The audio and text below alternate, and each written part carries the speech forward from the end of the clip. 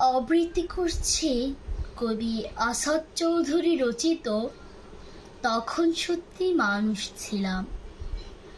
নদীর জলে আগুন